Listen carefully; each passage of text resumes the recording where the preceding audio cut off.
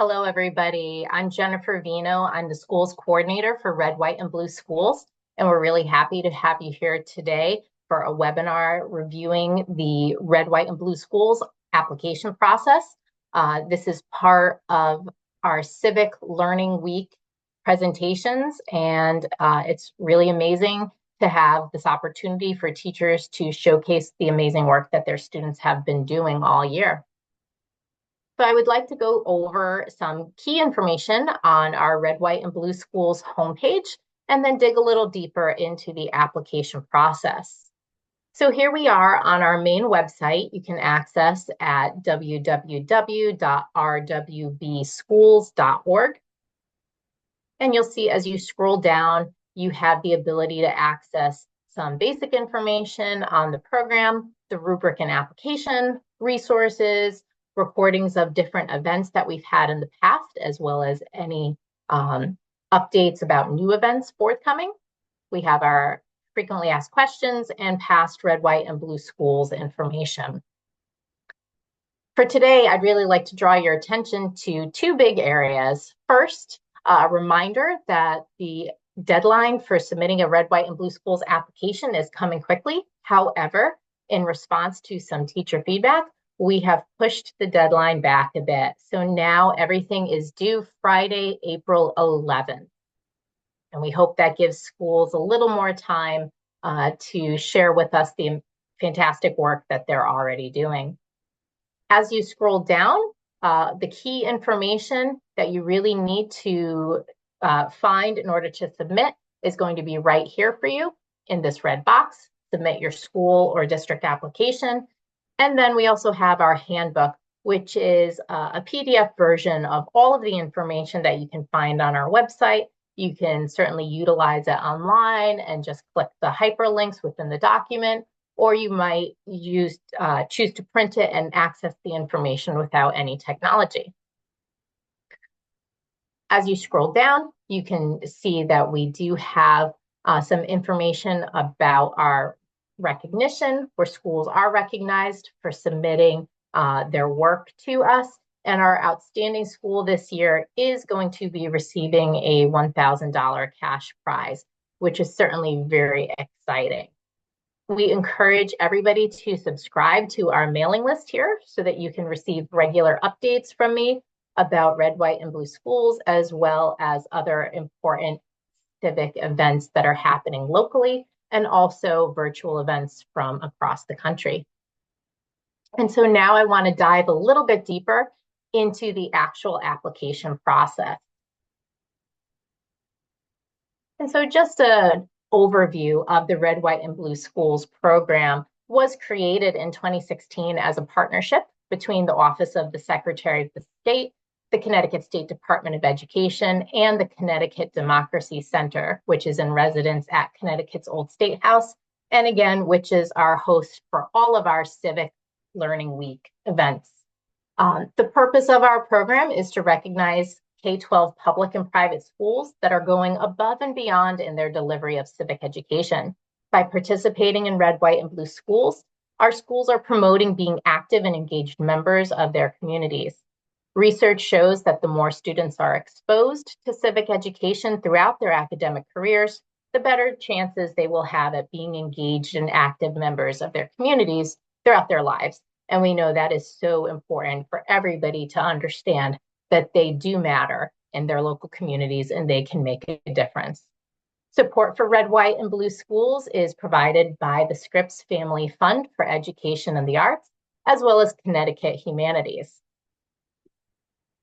And so again, this was our important preview of our homepage. Definitely the place you want to go to check out all of the information. And with our revised deadline for applications, you now have plenty of time to organize the work that you've already been doing this year with your students, and certainly lots of opportunities to reach out to me if you have any questions or concerns. Once again, a little additional motivation for you to submit an application is that we are continuing our awarding of a $1,000 cash prize for the 2024-2025 Outstanding School. And this year's prize is made possible by the Office of the Secretary of the State of Connecticut. And one of our most important pages that you will go to on our Red, White, and Blue Schools homepage is the rubric. This rubric gives an overview of our theme, most importantly, reminding everybody that discussions about government can include elections and the structure of national, state, and local governments, but it may also focus on institutions such as school boards, local communities, and other regulatory agencies that impact our daily lives. We definitely are encouraging applicants to share activities that are guiding students to the recognition that people in the past and in the current day can use their voices in a variety of ways to ensure that government institutions consider all people when making decisions. So the big reminder here for this year's theme is that government is more than just elections and the actual structural government that we see. So looking at issues in schools and classrooms might be more pertinent for elementary school teachers to focus on. We'd like to remind everybody that submissions are not compared to each other. They are based, the ratings are based off of the rubric that we have. Submissions do not have to be one large project, and I'll give some examples in a few minutes as well. Activities might include a study of past or present issues, instances where people have interacted with government agencies or institutions to make change. You might even find that some of the activities you submit have both past and present issues. The rubric in its entirety is found on the Red, White, and Blue Schools website, but just for this purpose today, I pulled out the proficient domain of our rubric. And the rubric is directly related back to the notion of thinking civically with the inquiry and civic standards, voices of the community, the individual, and the impact that this topic of study can have. We're also making sure that your activities are connected directly to our theme, and you can provide the documentation for your activities in whichever format makes sense. All types of presentations are encouraged. You do not need to be proficient or superior in all of the categories to be considered for the Red, White, and Blue Schools recognition. So it's really important to make sure that you are supplying us with evidence, different forms of documentation so that we can really see what you've done. So there's so many things happening in our classrooms every single day that encourage students from kindergarten right up through our seniors in high school to be thinking civically, to think about how they can be a contributing member of their local community or society at large. We're also looking at how children can begin to understand that their voice can make a difference. So as I said earlier, submissions might center around one large activity that occurred throughout the course or the year, or we might have a collection of activities that support the theme of our government, our voice. For the primary level, a teacher might choose several activities with a common theme that requires them to consider a question such as, how can I use my voice to make a difference? The National Council for Social Studies has promoted C3 inquiries, which have a compelling question, several supporting questions, and various types of documents to support a student-led inquiry into this topic. Over time, throughout the year, a student may start to learn they can make a difference. They might study historical events or historical people and see how they've created change in their own respective communities. And the teacher might eventually evolve those lessons so that the students themselves can try to impact change in their own school community. At the middle school level, we have students studying geography as well as history. And as students are studying historical events or various regions of the world, a teacher might pose the question, how have people used their voices to make positive changes for themselves and others? And once again, students can be compiling information they've gathered, think about how these people have made changes in their communities, and then perhaps begin to apply it to something in their own community.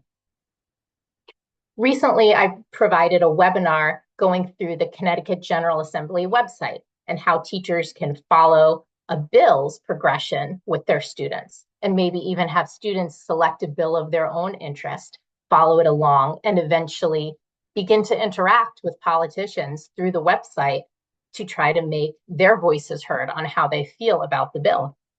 So in a high school civics class, it's possible that an activity can be utilized throughout the entire semester about a bill and culminate in students writing to a government official or submitting testimony that demonstrates their own understanding of a question, such as, how can I use my voice to participate in government?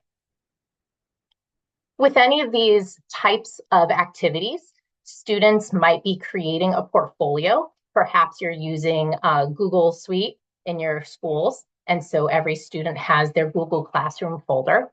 And that portfolio could be great evidence that could be submitted for red, white, and blue schools.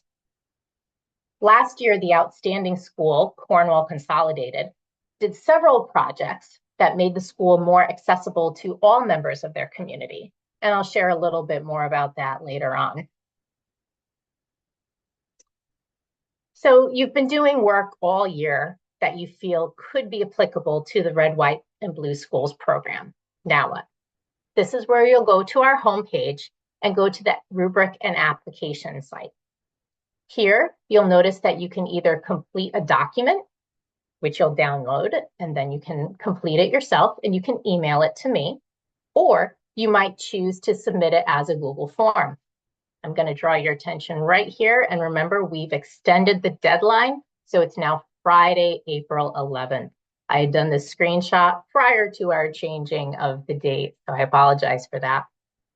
Within the application form, you'll be asked to provide a summary of what was done.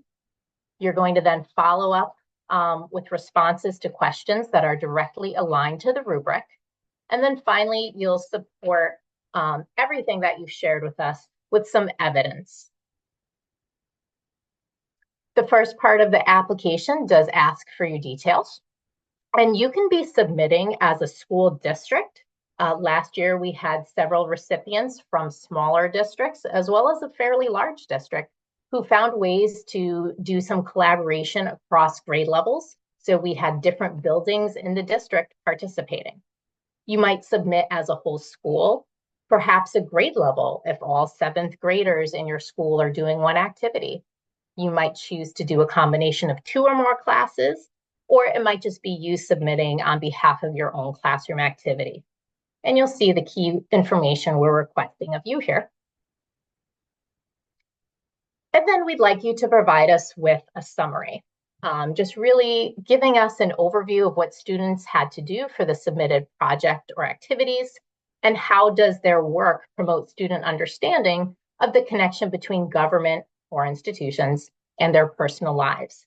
How did the work involve students using their voices and understanding how others have used their voices to make change? Now, our deadline is April 11th, and so you might still be working on some of these projects at the time of the deadline, and that's okay. You can submit drafts of the work that the students are currently working on, and if there's an opportunity where they have been expected to outline their future activities, you can certainly include those. If you have an example from a prior year so that you could share with us what students will be doing in the next 2 weeks after the deadline, and it reflects your expected outcomes, you can certainly share that with us with a little note. If we do end up selecting your school for recognition, we might reach out to you and ask that you just sort of fulfill that promise that you've noted, that students are continuing to work on this, even though we won't see a final project at the time of the deadline. Then the application goes into several specific questions. And you'll notice that each of these questions goes along with the rubric, thinking about being civic-minded. So first, you're going to explain how your submitted activities align with the Connecticut elementary and secondary social studies standards, in particular, looking at civics and inquiry. And so in previous webinars, I have gone over some a brief overview of some of these standards. And we have a document that I will push out in one of our red, white, and blue schools blasts about just the civic standards. You can see a screenshot here of that summary sheet I created to keep all of our civic standards in one place, as opposed to having to go through the massive document with all of our social studies standards for K through 12. I pulled out a few civic standards from different grade levels that really come back to our theme of using voice in government activities. And so as you read these, this is a first grade standard on top, a sixth grade standard, an eighth grade standard, and then 2 high school civic standards here. And you can see in each of these, we have the notion of people talking about how they've worked to improve their communities in the past and present, or how individuals have affected change in a specific region or during a specific time period.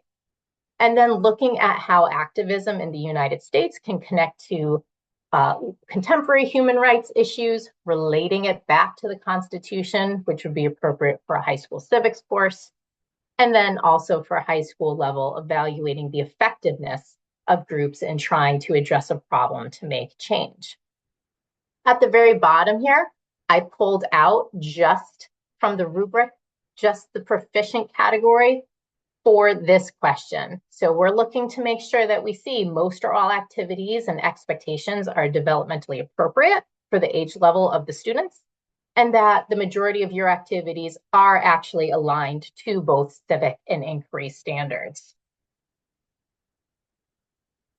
The inquiry standards are numerous, ranging from 6 to 14 different, 17 different standards up in our high school age group. And so rather than sharing all of them, I just pulled out a few as an example. The inquiry process is having students develop questions and plan inquiries, and then they're going through the content, applying the concepts of history, economics, civics, and geography, to then go forth and gather and evaluate sources, and then communicate and critique their conclusions. This might also extend into them actually taking informed action based on what they've learned. And so throughout these activities, you want to be able to make sure that you're connecting back to inquiry. Are students gathering relevant evidence from a variety of sources? Are students applying what they've learned to form an argument about how they might take action, and in some cases, actually getting to take action? Even at the kindergarten level, students are great at inquiry. How many kindergarten teachers out there get numerous, hundreds of questions every single day? Or if you have a child at home, you know the questions don't stop. So our students are very capable of doing inquiry. The second question is going to ask you to explain how your activities that you're submitting are promoting the voices of various members of the community. So some examples, thinking back to the primary, middle, and secondary examples I gave earlier, you might have students beginning to understand how litter on the sidewalk impacts their community. Middle school students studying regions of the world begin to understand how restricting water access impacts some groups more than others. And high school seniors or students taking civics class, any grade level, begin to understand how laws impact groups of people differently. As they're encountering this information, we really would like to see that these resources include the perspectives, the voices of the people being impacted, and not just secondhand accounts. The hope is, if possible, there are opportunities for students to connect with impacted community members at least once. And that might be in person. It might also end up being reviewing Board of Ed or local town committee hearings where they can witness the testimony of their local groups, really looking for some firsthand accounts of the voices of the people. The next category in our rubric is looking for relevance. We know that students are more engaged when the activities are relevant to their lives or to their family or community that they're living in. And so we want to make sure that students can understand why a topic is important to them or their community or certain groups dependent on a time or place in history. So students, again, those kindergarten students might begin to explain how litter impacts whether they want to actually use that playground at their school. A historical topic that's being studied at the secondary level might still have some relevance today, or students might begin to see how a current issue can actually impact their own lives. So, for example, we might begin to see how bills being passed regarding electric rates can impact one of their families. Or if a high school student is starting to get a job, a part-time job, and they rely on tips, they might begin to wonder how bills being passed about taxing of tips could impact them. And then we want to look at how these activities demonstrate that a community may be impacted by or influence these governmental decisions. So those students and their litter, they might begin to describe the impact of cleaning up that litter. They might draw pictures showing them engaging in the cleanup of their playground and talk about what it means to now have a clean, safe space to play.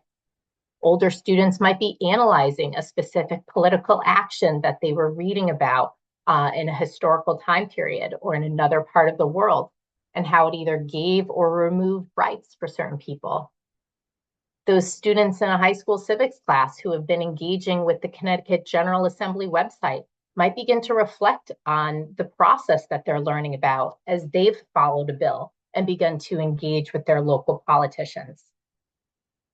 Again, we want to make sure that students are understanding how governments are impacting the community.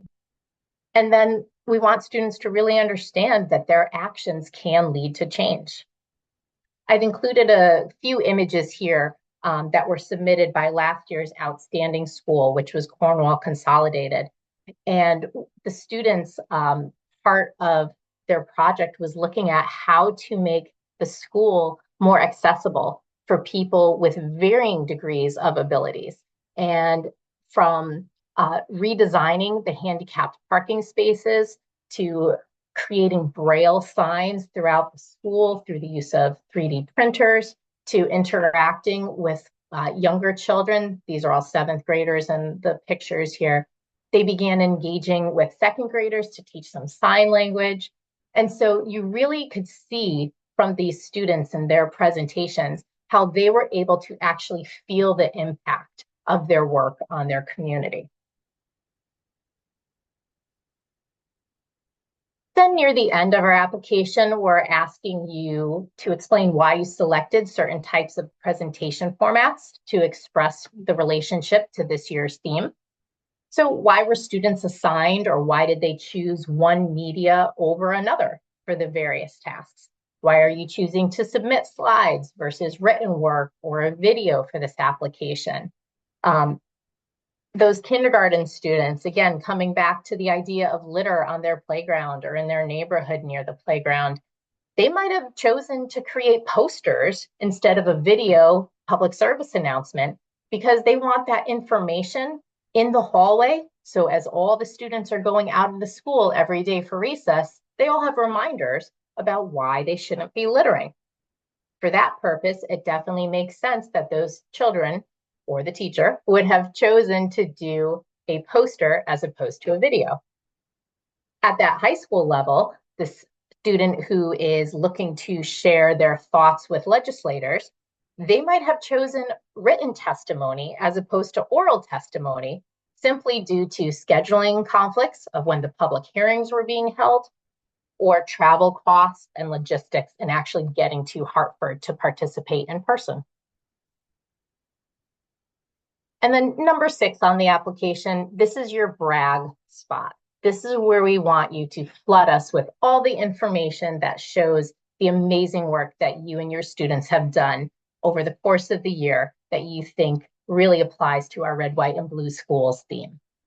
So here, any type of documents, slides, they might be videos, sharing of links for additional websites that we can see the students' work in progress, You can screenshot social media posts or share where we could see the postings have been made, whether it's a school social media page, maybe the students have created a social media page for themselves.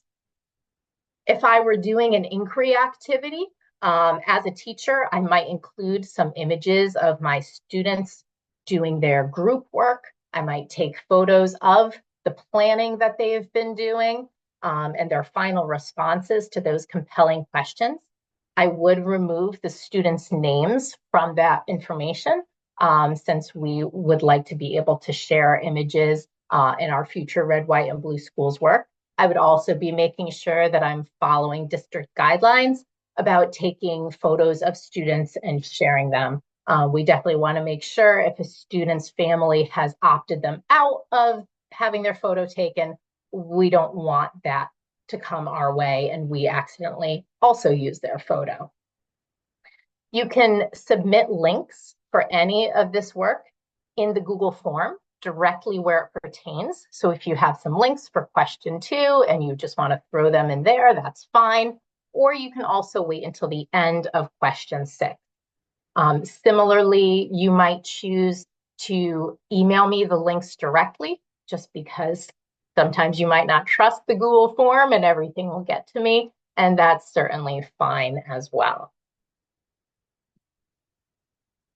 And so that's a lot of information going through the application itself on the website. I have shared in prior email blasts that I am open and available to talk with people one-on-one. If you have any questions about the application process, if you're looking just to bounce some ideas off of somebody, if you're struggling with how to connect an activity to a standard, you can certainly click on that link for the drop-in sessions. I have a few times available at least twice a week now through our deadline, typically in the afternoons. However, I have a lot of flexibility. And if you would rather meet during one of your planning periods in the morning one day, please feel free to contact me by email and we can set something up. I would definitely be happy to do that. So this video again is being recorded. It will go out in an e-blast so that people can access it in the future, and it will be posted on our Red, White, and Blue Schools page under our events tab as well. So that's it for us today. I thank everybody for your time, and I hope this information has been useful. And I'm really looking forward to seeing all of the submissions coming our way. Thank you.